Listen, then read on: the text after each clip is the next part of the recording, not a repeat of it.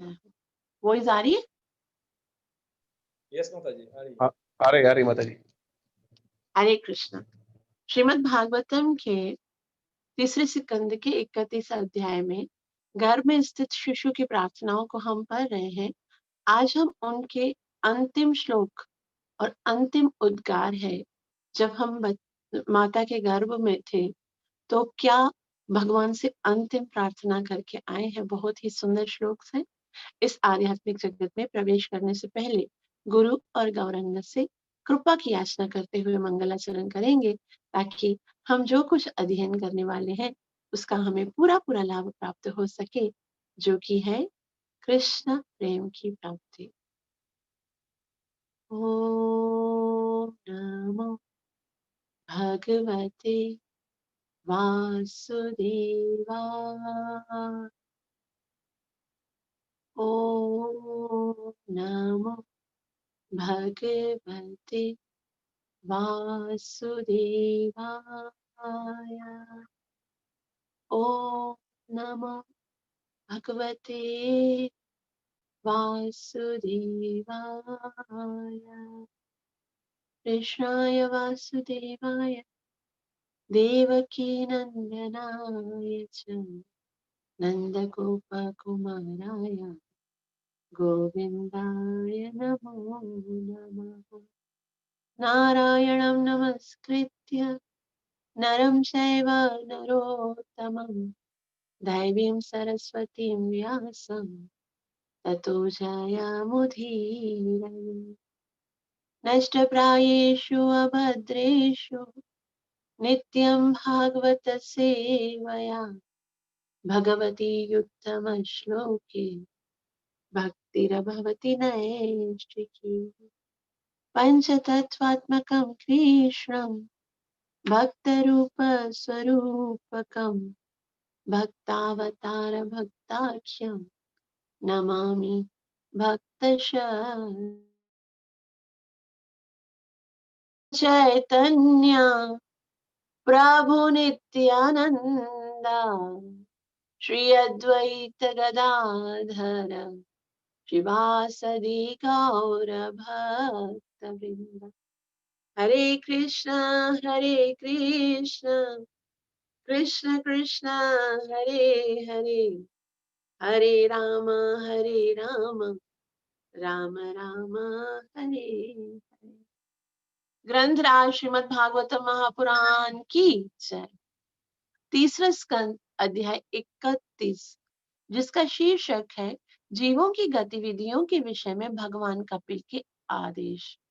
तो अब तक हमने ये पढ़ा कि गर्भ में शिशु की स्थिति कितनी भयावह होती है, उसको कितने कष्ट होते हैं, कितना दुख होता है, किस तरह से वो मल मूत्र के थैले में कीटाणुओं के द्वारा पीड़ित होता है, किस तरह से माता का खाया हुआ जो अन्न जल होता है वो उसको पीड़ा देता है, किस तरह से वो एक थैले में बिल्कुल बंद होता है और वो कितना पीड़ित होता है। उस समय इतनी दुर्गंध होती है वहां पर और वो सांस लेना उसके लिए कठिन हो जाता है। वो भगवान से प्रार्थना करता है कि हे भगवान, मैं इस बहुत ही असहनीय स्थिति में हूँ। लेकिन आज श्लोक नंबर 20 और 22 में, 20 और 21 में भगवान श्री कृष्ण से वो जीव आत्मा ये प्रार्थना करता है कि वैसे तो मैं कष्ट में हूँ, बहुत कष्ट में हूँ, लेकिन ये भौतिक जगत से फिर भी श्रेष्ठ स्थिति है। मैं पैदा हो जाऊंगा, संसार में आऊंगा, उससे ज्यादा अच्छा ये है कि मुझे यहीं पे रखो। भले ही नारकीय स्थिति है, भले ये दुखदायक स्थिति है, लेकिन फिर भी मैं इसमें ज्यादा संतुष्ट हूँ। कारण क्या है? कारण ये है कि यहाँ पर फिर भी मैं आपको याद तो कर रहा हूँ, यहाँ पर फिर भी मैं आपका नाम ले रहा हूँ, आपके साथ मैं संबंध जोड़ने का प्रयास कर रहा हूँ। इस दुखदायक स्थिति में आपको स्मरण करके जो आनंद प्राप्त होता है वो भौतिक जगत में जाकर आपको भूलने में थोड़ी है। वास्तव में दुख का मतलब क्या है? शास्त्र में जब जब दुख की बात आई है तो दुःख का मतलब ये नहीं है कि संसार में हमें कितना कष्ट मिलता है। भगवान तो कहते हैं मात्रा स्पर्शस्तु कौन्तेय शीतोष्ण सुख दुःखदा। इस भौतिक जगत के जितने भी दुःख और कष्ट हैं, वो तो मात्रा स्पर्श है बस। जैसे सर्दी आती है, गर्मी आती है। लेकिन वास्तविक दुःख क्या है? एक जीव के लिए सबसे बड़ा दुःख है भगवान की विस्मृति।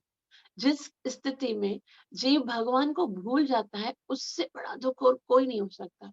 तो जीव आत्मा भगवान से बोलती है कि यहाँ पर तो फिर भी अच्छा है कि भले मैं कितने ही कष्ट में मैं आपको याद तो कर रहा हूँ ना, लेकिन जब अगर मैं बाहर चला गया और भौतिक जगत में जाकर माया के प्रभाव से मैं आपको भूल जाऊँगा और इस भौतिक जगत में जाकर फँस जाऊँगा। हम देखते हैं कि जीव जो है माता के गर्भ से बाहर निकलता है और हजारों संबंधियों के बीच में वो घिर जाता है और फिर उसके बाद उसको अपने जीवन का लक्ष्य याद ही नहीं रहता।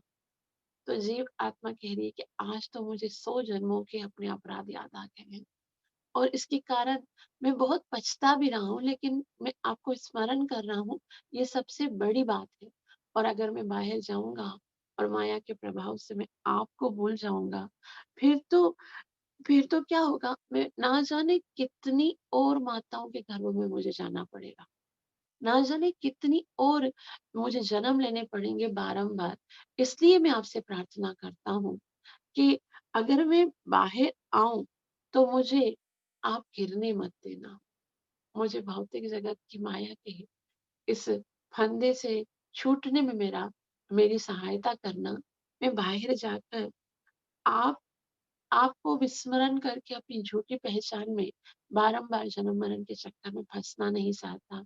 तो कृपया आप मेरे साथ रहिएगा, चाहे मेरा जन्म कहीं पर भी हो। तो श्लोक नंबर 20 को हम पढ़ेंगे। कृपया आप सब अपने अपने शास्त्र में देखिए।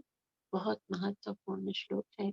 जीव आत्मा भगवान से कहती है, सोहम विसन्नपि विभु बहु दुःखवासम् गर्भानने जिगमिषि बहिरन्धकूपे यत्रोपयातमुपसर्पति देवमाया मिथ्यामते यदनुसंसृतिचक्रमेतत् सोऽहं वसन्नपि विभु बहु दुःखवासम् गर्भानने जिगमिषि बहिरन्धकूपे यत्रोपयातमुपसर्पति देवमाया मिथ्यामतिर्यदनुसंसृतिचक्रमेतत् सोहम वसनपि विभो बहु दुःखवासम।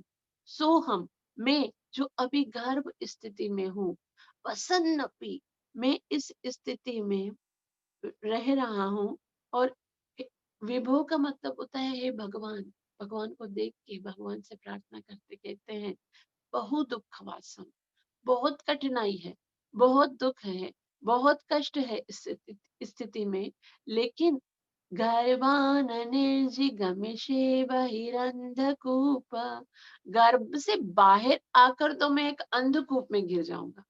ये तो गर्भकूप है, इसके अंदर अभी हूं तो आपको याद कर रहा हूं, बाहर आऊंगा तो ऐसे अंधे कुएं में गिर जाऊंगा कि आपको ही भूल जाऊंगा।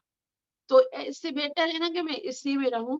तो गर्भान निर्जिगमिषे बहिर अंधकूप, इसके लिए कौन सा अंधकूप की बात कर रहे हो? अगर भगवान ने पूछा कि अभी तो तुम गर्भ में हो, फिर तो संसार में आ जाओगे, कौन सा अंधकूप?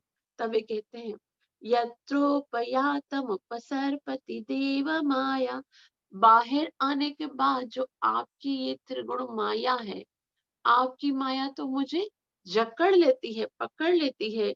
तो यहाँ वो कहते हैं उपसर्पति, ये जिस तरह से सांप का पाश होता है ना, उस तरह से माया का पाश भी होता है। और जीव जब भौतिक जगत में आता है, उसी समय माया जो है उस पर आक्रमण करती है। तो वो कहता है गर्भान निर्जिगमिषि बहिरंधकूप यत्रोपयात उपसर्पति देव माया। और वो देव माया कौन सी है? उसके द्वारा क्या होता है जो हम सबके साथ हुआ है, वो ये है मिथ्यामतिर्यदनुसंसृति चक्रमेत। मिथ्यामति, हम मिथ्या अहंकार में ये भूल जाते हैं कि हम कौन है। आज तो मुझे याद है कि मैं आपका अंश हूँ। आज तो मुझे याद है कि मैं इतने अपराध करके आया हूँ। आज तो मुझे याद है कि मेरे जीवन का उद्देश्य आप हो। लेकिन बाहर आने के बाद क्या होता है?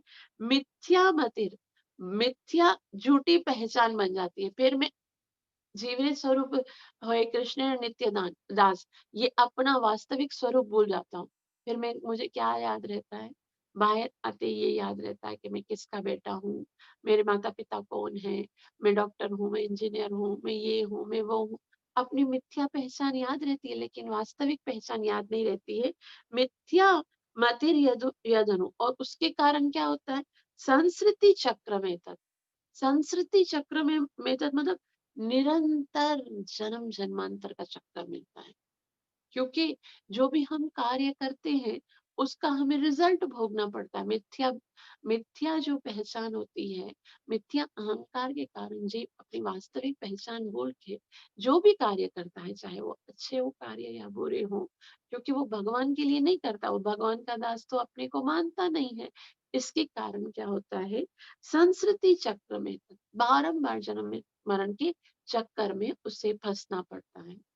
तो श्रील प्रभुपाद जी अनुवाद में कहते हैं कि अतः हे प्रभु, यद्यपि मैं अत्यंत भयावह परिस्थिति में रह रहा हूँ, मैं मानता हूँ कि ये स्थिति बहुत ज्यादा खतरनाक है, किंतु मैं अपनी माँ के गर्भ से बाहर आकर भौतिक जीवन के अंधकूप में गिरना नहीं चाहता। लेकिन बाहर आऊंगा तो माया का अंधकूप जो है उसमें गिर जाऊंगा, और देव माया नामक आपकी बहिरंगा शक्ति तुरंत नवजात शिशु को पकड़ लेती है।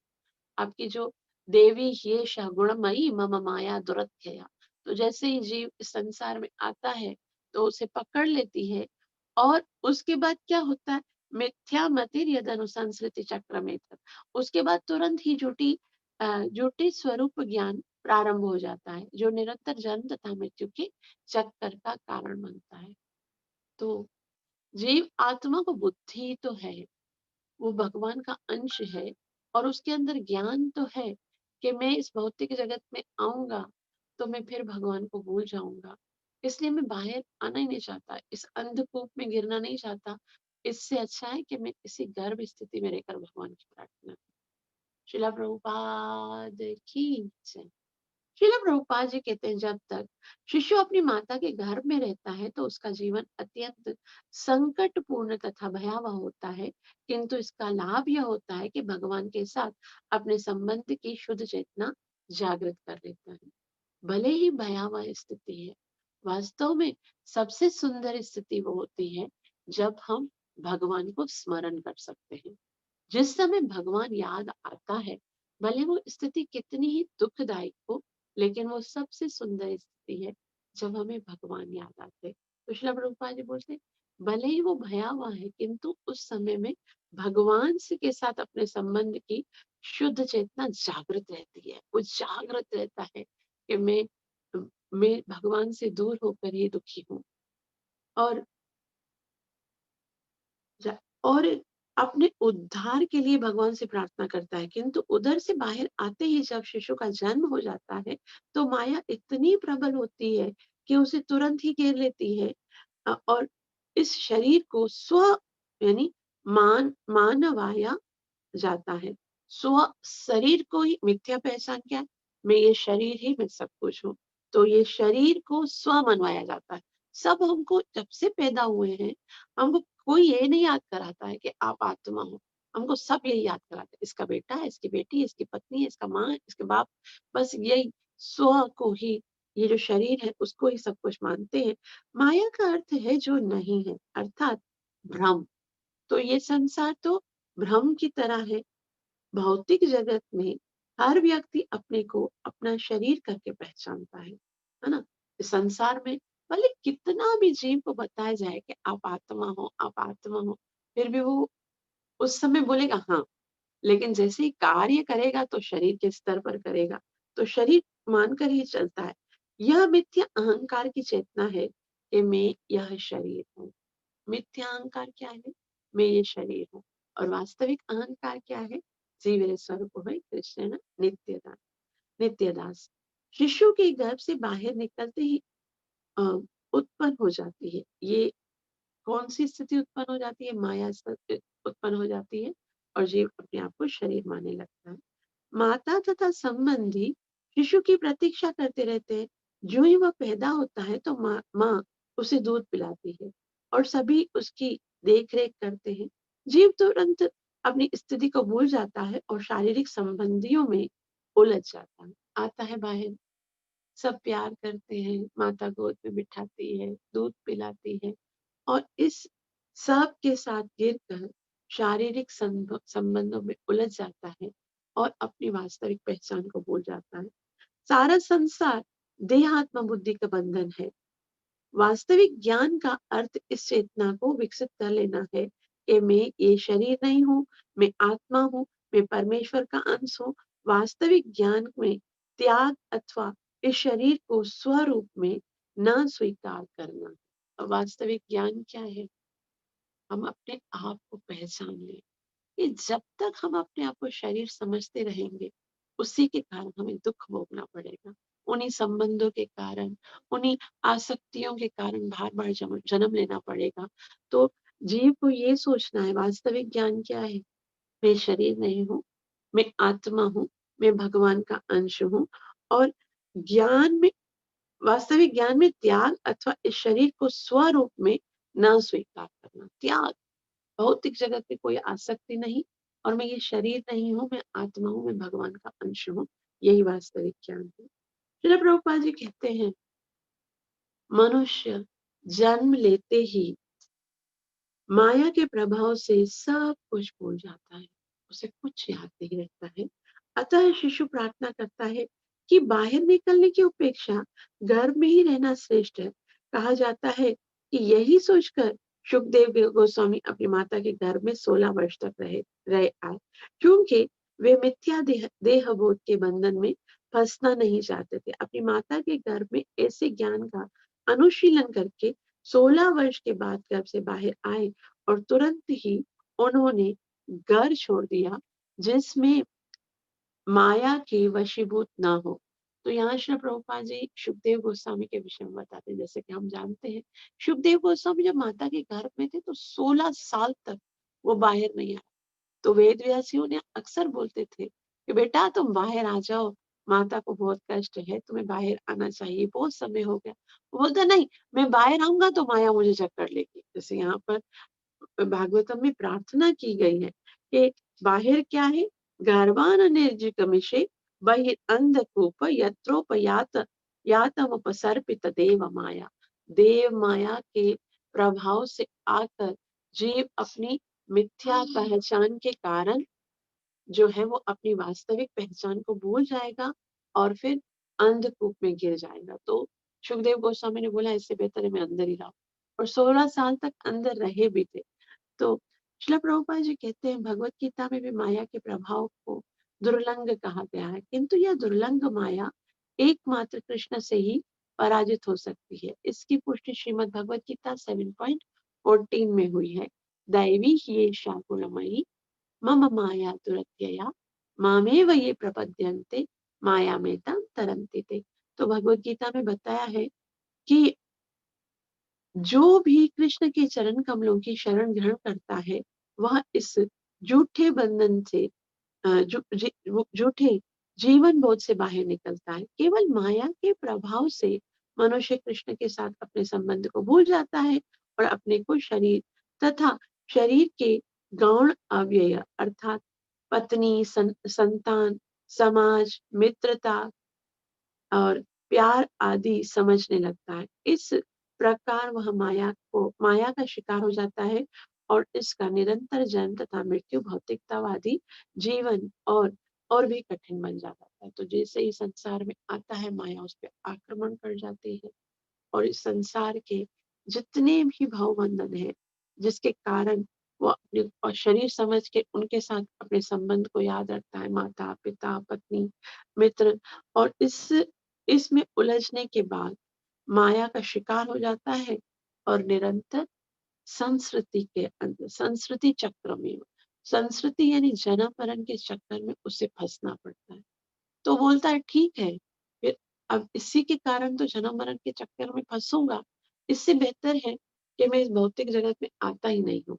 लेकिन आप यदि मुझे अपना अनुग्रह प्रदान करें, अब यहाँ पर ये जीव आत्मा का ये प्रार्थनाओं का अंतिम श्लोक है, उसके बाद कपिल देव जो है वो बताएंगे।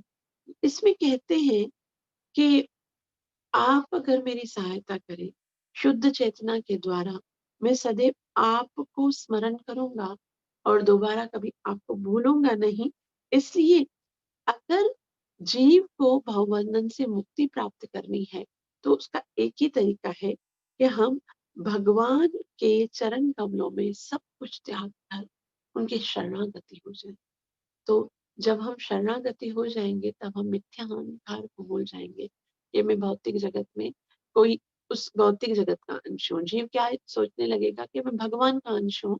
तो इसलिए जीव आत्मा भगवान से प्रार्थना करते हुए कहती है, तस्मादः तस्मादः विगत विक्लव उत्थरिष्य आत्मानमाशु तमस सुहृदात्मनैव भूयो यथा व्यसनमेतदनेकरन्ध्र मामे भविष्यदुपसादितविष्णुपाद तस्मादः विगत विक्लव उत्थरिष्य आत्मानमाशु तमस सुहृदात्मनैव भूयो यथा तदनेकरन्धम् मामे भविष्यदुपसादितविष्णुपाद तस्मादहं विगत विक्लव उद्धरिष्य। इसलिए क्योंकि भौतिक जगत में आकर तो माया मुझे बहुत ही प्रभावित करेगी, इसलिए तस्मादहं विगत विक्लव, अब मैं अपने सारे दुखों को छोड़कर भगवान की शरण उद्धरिष्य, अब मैं अपना उद्धार करूंगा, अब मैं माया के चक्कर में नहीं फंसूंगा। तस्मादहं विगत विक्लव उद्धरिष्य, अब मैं इस भौतिक जगत के चुंगल में फंसने वाला नहीं हूँ, अभी मैं अपना उद्धार करके रहूंगा। ये निश्चय किया है हमने सबने। और कैसे करूंगा? आत्मानमाशु तमस सुहृदात्मा वे आत्मनैव आत्मानम आशु तमस। आशु मतलब अब मैं जल्दी जाऊंगा भौतिक जगत में, और आशु जो बहुत ही जल्दी, तमस तमस यानी अंधकार, जो अंधकार का अज्ञान है जिसके कारण हम बार बार जन्म ले रहे हैं, तो उस तमस सुहृदात्मनेव मतलब जो अपना मन है, अब उसको अपना शत्रु बनने नहीं दूंगा।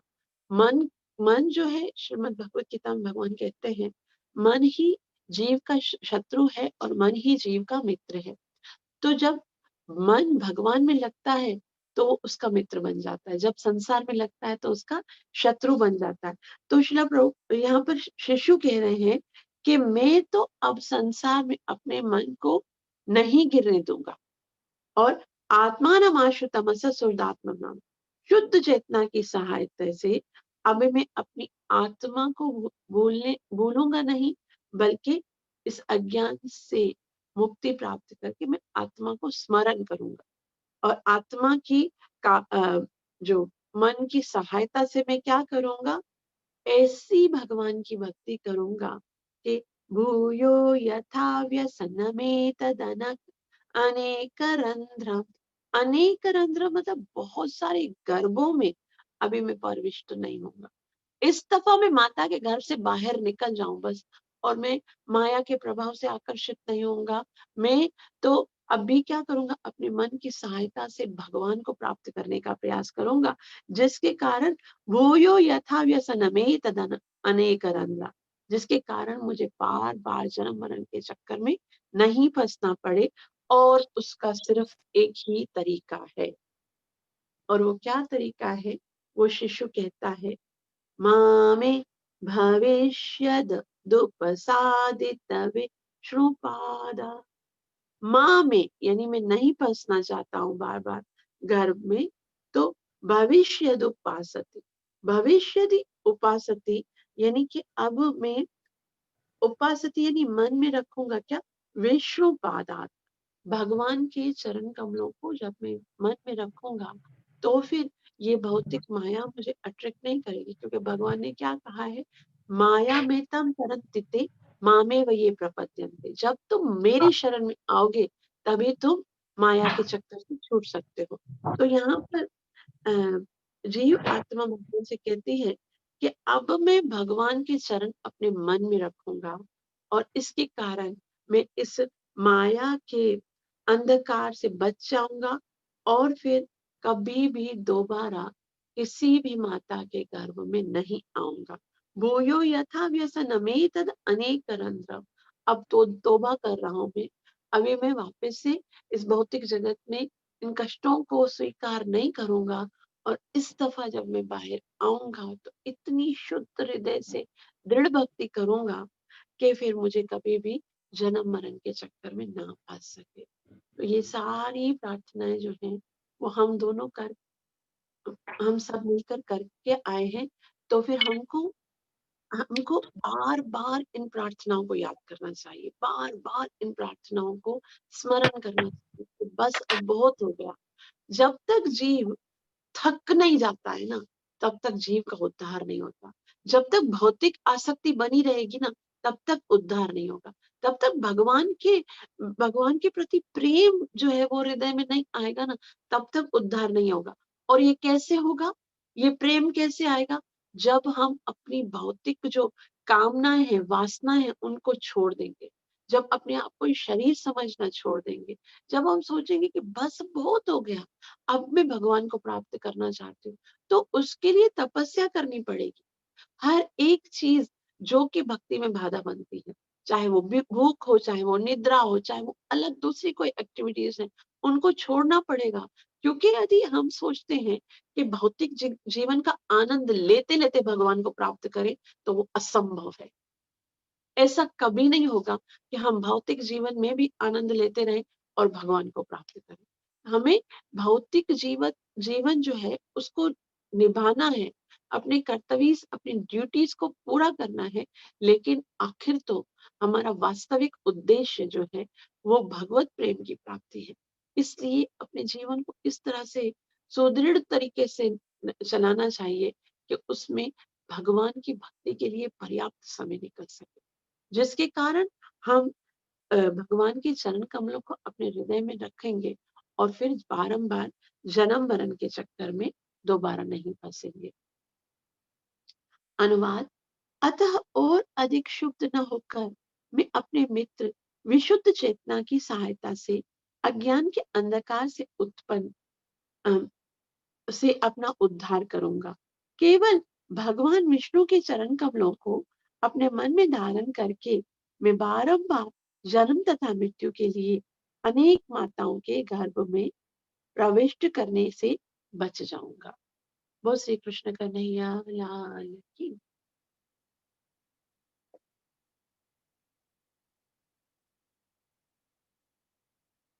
तो यहाँ पर जीव आत्मा भगवान से कह रही है कि अब मैं भगवान की सहायता से इस अंधकार से बच जाऊंगा।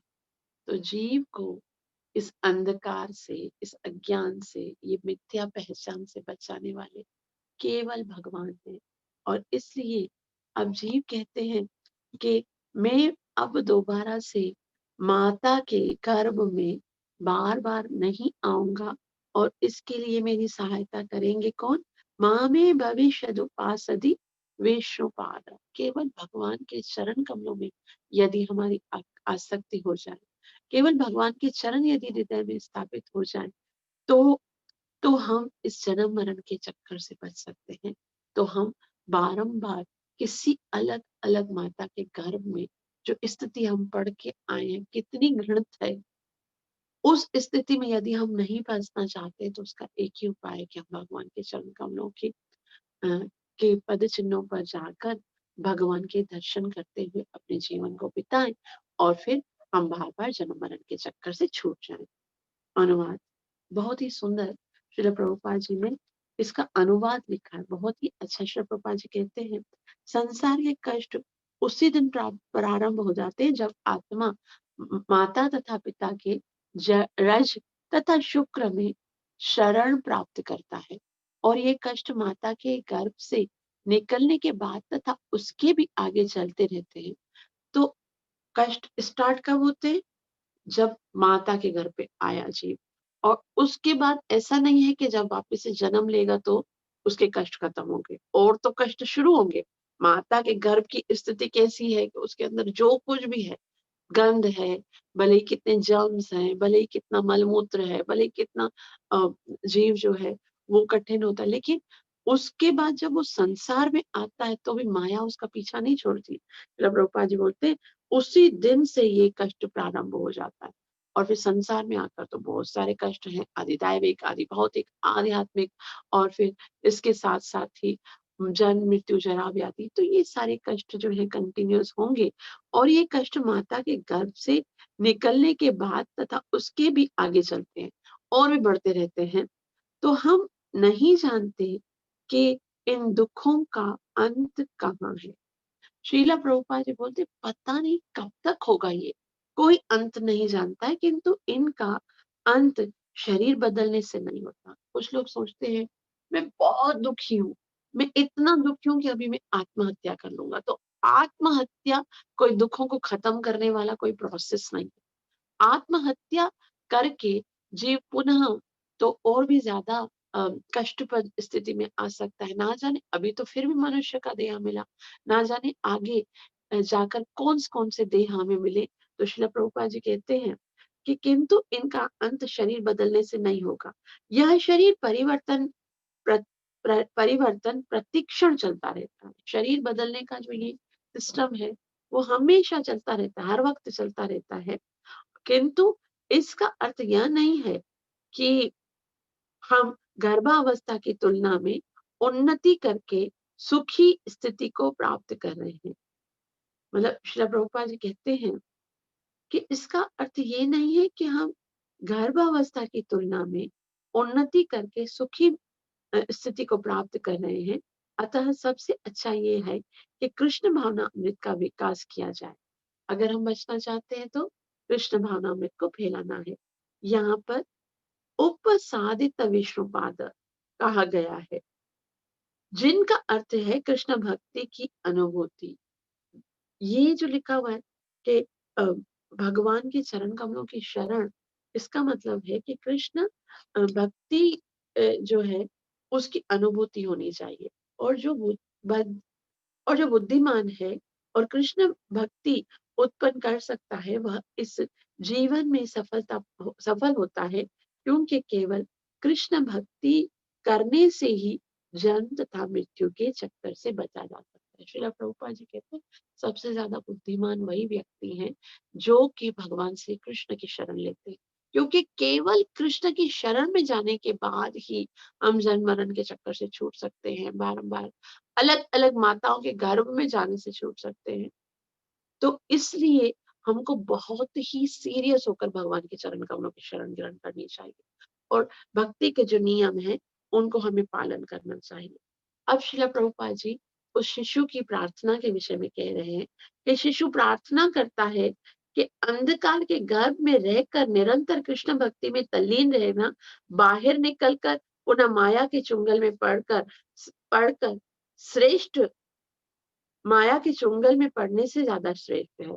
तो क्या है, अगर हम भौतिक जगत में आकर माया के चुंगल में फंसकर बारंबार जन्म मरण की तैयारी के चक्कर में है, तो इससे बेहतर श्रील प्रभुपाद जी बोलते हैं, आप इसी गर्भ में रहो। जब इस गर्भ में रहकर आप भगवान की स्तुति करोगे, भगवान की भक्ति करोगे, भगवान का नाम जप करोगे, भगवान से प्रार्थना करोगे, तो ये ज्यादा बेहतर है बनिस्बत इसके कि हम भौतिक जगत में जाकर माया के चुंगल में फंस जाएं। तो यहाँ श्रील प्रभुपाद जी आगे कहते हैं कि यह माया गर्भ के भीतर और बाहर समान रूप से कार्य करती है, किंतु चतुराई इसी में है कि कृष्ण भक्ति की जाए जिससे इसका प्रभाव प्रभाव उतना बुरा ना पड़े। तो क्या करने से? अगर हम भक्ति करते हैं, क्या भक्ति करते हैं? श्रवण करते हैं और कीर्तन करते हैं और भगवान की अर्चा विग्रह की सेवा करते हैं और भगवान का नाम जप करते हैं, उससे क्या होता है? तो श्रील प्रभुपाद जी कहते हैं कि अगर हम भक्ति के प्रोसेस में लगते हैं, किंतु चतुराई उन्हीं उस इसमें है कि कृष्ण भक्ति की जाए और जिससे इसका प्रभाव उतना बुरा ना हो, बहुत ज्यादा बुरा नहीं मिलेगा अगर हम भक्ति करेंगे तो। श्रीमद् भगवत गीता में कहा गया है कि मनुष्य की बुद्धि उसका मित्र है और साथ ही शत्रु भी है। यहाँ पर इसी भाव की पुनरावृत्ति की गई है। तो ये भौतिक जगत क्या है? ये भौतिक जगत माया ही तो है। इस भौतिक जगत में आकर हम फंस गए हैं, तो इस भौतिक जगत से छूटने के लिए हमारे पास एक हथियार है। हमारी बुद्धि, हमारा मन ही हमारे शत्रु हैं और वही हमारे मित्र भी हैं। तो यहाँ पर इसी भाव की पुनरावृत्ति की गई है। सुहृदात्मा सुहृदात्मा नैव, यानी आ- मित्र मित्र बुद्धि जो है वो कृष्ण की सेवा में तथा कृष्ण की पूर्ण चेतना में बुद्धि की चेतना ही बुद्धि की तल्लीनता ही आत्म साक्षात्कार तथा मुक्ति का मार्ग है।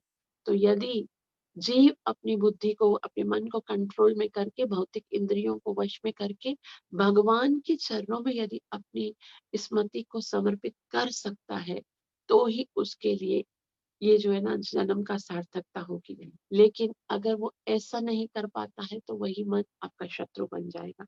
तो श्रीला प्रभुपाद जी कहते हैं कि कृष्ण की सेवा में तथा कृष्ण की पूर्ण चेतना में बुद्धि की तल्लीनता ही आत्म साक्षात्कार तथा मुक्ति का मार्ग है। और श्रीला प्रभुपाद जी बोलते हैं कुछ एक्स्ट्रा करने की जरूरत नहीं है। वृथा ही क्षुब्ध हुए बिना यदि यदि हम हरे कृष्ण कृष्ण कृष्ण हरे हरे, हरे राम राम हरे हरे, इस महामंत्र का निरंतर जप करते हुए कृष्ण भावना अमृत की विधि धारण करने में जन्म जन्मांतर के चक्कर को सदा के लिए रोक सकते हैं। तो यदि भगवान श्री कृष्ण के पवित्र नाम का जप किया जाए तो ये जन्म मरण का चक्कर खत्म हो सकता है। अभी श्रील प्रभुपाद जी एक और बात जो है वो यहाँ क्लियर करते हुए कहते हैं कि यदि यहाँ यह प्रश्न उठाया जा सकता है कि कृष्ण भक्ति संपन्न करने के लिए आवश्यक सामग्री के अभाव में शिशु माता के गर्भ में कृष्ण भक्ति किस प्रकार कर सकता है? तो क्योंकि कृष्ण भक्ति करने के लिए बहुत सारा एनर्जी चाहिए, बहुत सारा धन चाहिए।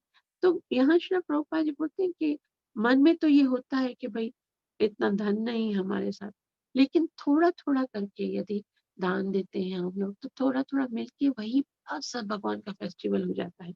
तो इसलिए अगर हमको क्या करना चाहिए, निरंतर भगवान के नाम का जप करना चाहिए और कृष्ण भावनामृत की विधि ग्रहण करें तो जन्म मरण के चक्कर को सदा के लिए रोका जा सकता है। और कृष्ण भावनामृत को कैसे ग्रहण करना है? भगवान की कथाओं को श्रवण करके, नाम को जप करके। श्रील प्रभुपाद जी आगे कहते हैं कि भगवान विष्णु की पूजा के लिए किसी सामग्री की आवश्यकता है नहीं। ये मत सोचो कि मेरे पास इतना सुंदर व्यवस्था नहीं है तो मैं भगवान का जप कैसे करूंगा, नाम कैसे लूंगा। उसके लिए ये भौतिक जगत की किसी भी सामग्री की कोई आवश्यकता नहीं है। और आ, केवल आवश्यकता के अभाव में यहाँ पर यह प्रश्न उठा सकता है कि कृष्ण भक्ति संपन्न करने के लिए आवश्यकता सामग्री के अभाव में शिशु गर्भ में भगवान की भक्ति कैसे कर सकता है? वहां पर ना अगरबत्ती है, ना पूजा है, ना ही आरती है, ना ही वो भगवान को भोग ऑफर कर सकता है। तो गर्भ में वो भगवान की भक्ति करता कैसे है? तो भगवान विष्णु की पूजा के लिए किसी सामग्री की आवश्यकता नहीं। श्रील प्रभुपाद जी बोलते हैं ये वो भगवान नहीं है जो आधा आधा घंटा तक आपको प्रतीक्षा कराते रहते हैं। ये भगवान क्या है? ये भगवान तो कुछ भी कुछ भी आप उनके लिए थोड़ा सा भी समय, यदि एक बार भी किसी के हृदय से एक महामंत्र निकल जाता, हरे कृष्ण कृष्ण कृष्ण हरे हरे, हरे राम राम राम हरे। भगवान तो थोड़ी से सेवा से, स्वल्पमप्यस्य धर्मस्य त्रायते महतो गया। हम थोड़ा थोड़ा भी यदि करेंगे, बहुत बड़ी सेवा करने की, बहुत बड़े आयोजन करने की जरूरत नहीं। थोड़ा थोड़ा भी अगर हम करते हैं, तो भी श्री प्रभुपाद जी बोलते हैं कि भगवान विष्णु की पूजा के लिए किसी सामग्री की आवश्यकता नहीं होती है। शिशु माता के गर्भ में रहना चाहता है और साथ ही माया के चुंगल से भी मुक्त होना चाहता है। कृष्ण भक्ति के अनुशीलन के किसी भी प्रकार की भौतिक व्यवस्था आवश्यक नहीं है। अगर कृष्ण भक्ति करनी है तो सारे संबंधों को जो है वो उस समय भूल कर भगवान की भक्ति में मन को लगाना है। और यदि कोई ऐसा कर पाता है तो ही वो माया के चुंगल से छूट जाता है। शिशु माता के गर्भ में ही रहना चाहता है और साथ ही माया के चुंगल से भी मुक्त होना चाहता है। तो कृष्ण भावनामृत के, कृष्ण भक्ति के अनुशीलन के लिए किसी प्रकार की भौतिक व्यवस्था आवश्यक नहीं है। कोई नहीं भी और कोई कहीं भी और कभी भी कृष्ण भक्ति का अनुशीलन कर सकता है, बशर्ते ये कि वो कृष्ण का निरंतर चिंतन करे। तो कहीं भी आप हैं, हर जगह पे नियमित स्मरणे न काल, भगवान को स्मरण करने का कोई नियम नहीं है। बस खाली आपको एक महामंत्र, शिला प्रभुपाद जी फिर से पूरा महामंत्र लिख के कहे, हरे कृष्ण कृष्ण कृष्ण हरे हरे, हरे राम राम राम हरे हरे। इस महामंत्र का जप माता के गर्भ में भी किया जा सकता है। बाकी सारी स्थितियां हम हमेशा पढ़ते हैं कि भाई वो घर में पढ़ा जा सकता है, बेडरूम में भी पढ़ा जा सकता है, गार्डन में भी पढ़ा जा सकता है। तो इसलिए किसी भी स्थिति में हमें महामंत्र को पढ़कर अपने उद्धार के लिए प्रयत्न करना चाहिए। जब प्रभुपाद जी बोलते हैं इस जप महामंत्र का जप माता के गर्भ में भी किया जा सकता है। और किस किस अवस्था में किया जाता है? सोते जागते काम करते, यहाँ तक कि माता के गर्भ में या उसके बाहर भी जप किया जा सकता है। शिशु की प्रार्थना का सारांश ये है कि मुझे इसी अवस्था में रहने दें, भले ही मैं दुखद स्थिति में हूँ, किंतु बाहर जाकर माया के चुंगल में पड़ने से यह ज्यादा श्रेष्ठ है। तो शिशु ने तो भगवान से ये प्रार्थना की है कि अब ठीक है, यहीं पर रहता हूँ और यहीं पर आपका नाम जप करके यहीं से मुक्त हो जाता हूँ। लेकिन भगवान अभी आगे कहेंगे, नहीं बेटा, तुम यहाँ पर रहकर भौतिक जगत में अ, आकर आपको भक्ति करनी है। माता के घर में हम सारी जिंदगी नहीं रह सकते। इसलिए हमें भगवान से ये प्रार्थना करनी है कि इस जगत में हम आपके चरण कमलों का आश्रय ना छोड़ें। जैसे इसमें बताया गया कि केवल भगवान के चरण कमलों की शरण ग्रहण करके ही जीव माया के चुंगल से बच जाता है। तो फिर भगवान से प्रार्थना करनी चाहिए कि अब मैं आपकी शरण में हूँ और मुझे पक्का विश्वास है कि आप अवश्य मेरी सहायता करेंगे। आप अवश्य मुझे जन्म मरण के चक्कर से छुड़ाएंगे और मैं अपनी ओर से अब पूरा पूरा प्रयास करूंगा कि मैं आपकी अच्छे से भक्ति कर सकूं। तो इस तरह से श्रीमद् भागवतम के अंतर्गत ये शिशुओं की परंपरा भागवत के अंतर्गत हम ये पढ़ रहे हैं, अंदर जो शिशु है माता के गर्भ में, वो किस तरह से भगवान से प्रार्थना कर रहा है। तो वो शिशु नहीं बल्कि हम हैं और भगवान से ये प्रार्थना करके आए हैं। बाहर जाकर आपका नाम लेंगे, आपकी भक्ति करेंगे और फिर कभी भी किसी माता के गर्भ में हम नहीं जाएंगे। जन्म मरण के चक्कर से छुटाएंगे खुद को और यहाँ पर आकर वापस से भूल गए। इसलिए श्रील प्रभुपाद जी हमें याद कराते हैं, ये सब शास्त्र हमें याद कराते हैं कि हम इस भौतिक जगत में बार बार मरने के लिए नहीं है, मल मूत्र के थैले में बार बार बंद होने के लिए नहीं है। ये आत्मा जो सच्चिद आनंद भगवान का अंश है, उस आत्मा का उद्धार हम केवल मनुष्य जीवन में ही कर सकते हैं और बाकी किसी जीवन में नहीं कर सकते। इसलिए आप सबसे प्रार्थना है कि आशीर्वाद दीजिए कि हम अपनी सेवा और साधना को बहुत अच्छे से करें, बहुत ही प्रेम के साथ भगवान के नाम को उच्चारण करें, ताकि हम भगवत धाम जाकर जन्म मरण के चक्कर से छूट सकते हैं। हरे कृष्णा कृष्ण कृष्ण हरे हरे, हरे राम राम राम हरे। ग्रंथराज श्रीमद् भागवत महापुराण की जय हो। जय। श्रीला प्रभुपाद की जय। तो यहाँ जय। से शिशु की जो प्रार्थना है वो यहाँ तक खत्म होती है। अगर इस विषय में किसी को कुछ बोलना हो, कोई टीका, कोई टिप्पणी, कोई बात, तो कर सकते हैं। हरे कृष्ण माता जी। एक सवाल है, जैसे अभी हम लोग अपने आप को भूले, मतलब श्री कृष्ण को भूले हुए हैं, मैं कृष्ण का दास हूँ, ये भूल के बैठा हूँ, और अभी पूरा मेरा संसार याद है। तो जब हम लोग धीरे धीरे कृष्ण भक्ति में आगे जाएंगे तो उल्टा हो जाएगा, मतलब हम इस संसार को भूल ही जाएंगे ना, कृष्णा को याद, कृष्ण का ही दास हूँ वो याद रहेगा, और संसार भूल जाएंगे, मतलब अपना पहचान खो जाएगा, ये वाला पहचान खो जाएगा टोटली। वो वाला नया पहचान में हम लोग, मतलब वहाँ पे अभी जैसे हम लोग को कृष्ण का दास हूँ वो पहचान याद ही नहीं आता है, मतलब धीरे धीरे आता है, कभी कभी आता है, कभी कभी नहीं आता है। तो लेकिन मैं यहाँ पे इस संसार में मेरा ये बॉडी है, ये पूरा याद है। तो अगर हम लोग प्रगति करेंगे तो उल्टा होगा क्या, मतलब जैसे ये अभी जैसे वो वाला, ये वाला भूल जाएंगे, वो वाला याद आएगा। हाँ, नहीं, जब हम प्रगति करेंगे तो हमको अपना वास्तविक स्वरूप याद रहेगा और फिर हमको ये लगेगा कि क्योंकि मैं भगवान का नित्य दास हूँ, तो यहाँ पर भगवान ने मुझे भेजा है कुछ ड्यूटीज करने के लिए। जैसे दास का मतलब क्या है? आप अगर दास हो तो दास को कोई ना कोई सेवा करनी होगी ना। दास, अगर आप किसी फैक्ट्री में दास हैं, आपको पता नहीं है कि मैं वहाँ पर दास हूँ, लेकिन जैसे आपको पता चल जाता है कि मैं इस ओनर के नीचे मुझे कार्य करना है, तो वो जो ओनर है, जो आपको जो-जो सेवा बोलेगा तो आपको करनी है ना। तो इस भौतिक जगत के संबंधों को हमको ऐसा लगेगा कि भगवान ने मुझे ये ड्यूटीज़ दी है। कि एज़ अ पत्नी मुझे इसके साथ रहना है, एज़ अ माता इसके साथ रहना है, एज़ अ मतलब टीचर हूँ मैं अगर डॉक्टर हूँ मैं, तो मुझे इस तरह से करना है।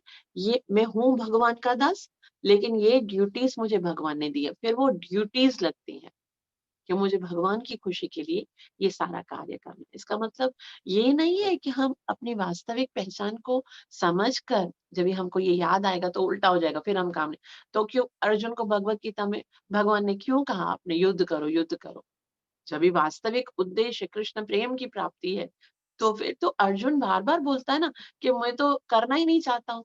मैं तो युद्ध नहीं करना चाहता हूँ। मैं तो क्या करता हूँ, जंगल में जाकर नाम जप करके, तपस्या करके अपना उद्धार करना चाहता हूँ। भगवान बोलते हैं नहीं, नहीं अर्जुन, तुम्हारी ये स्थिति नहीं है, तुम ये नहीं सोच सकते कि ये सब मैं करना नहीं चाहता हूँ, मैं आत्मा हूँ, मैं आत्मा का उद्धार करूँगा, नहीं, तुमको करना है। तो भगवान ने हमको जो स्थिति दी है, उसको हम नहीं भूलेंगे, बल्कि ये सोचकर Krishna consciousness means change of the consciousness. आज हम ये सोचकर कार्य करते हैं कि मैं ये शरीर हूँ, मैं माता हूँ, मैं पिता हूँ, मैं ये संबंधी हूँ, तो इसके लिए मुझे ये ड्यूटीज़ करनी है। बाद में हम क्या सोचते हैं कि मैं कौन हूँ? जीवेर स्वरूप है कृष्ण नित्य दास। तो मैं कृष्ण का दास हूँ, तो मुझे ये ड्यूटीज़ क्यों करनी है? क्योंकि कृष्ण को प्रसन्न करने के लिए। कृष्ण ने मुझे ड्यूटीज़ दी हैं, तो मुझे जैसे कृष्ण अर्जुन जो है, शुरू में बोलता है मुझे युद्ध नहीं करना है, बाद में क्या बोलता है? करिष्ये वचनम तव। तुम जैसा बोलोगे मैं करूँगा, क्योंकि मैं तुम्हारा दास हूँ।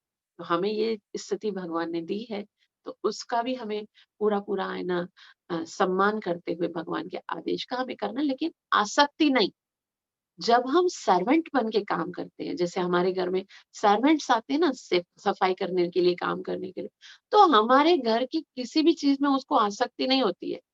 हमारे घर में आग भी लग जाए, कुछ भी हो जाए, उसको क्या फ़र्क पड़ता है? क्या उसका काम ये है कि आए और अपनी ड्यूटी करा करके चला जाए। उसी तरह से जब हम एज़ अ सर्वेंट भगवान का हम ये सेवा करेंगे, तो ह लाभ और हानि क्या है?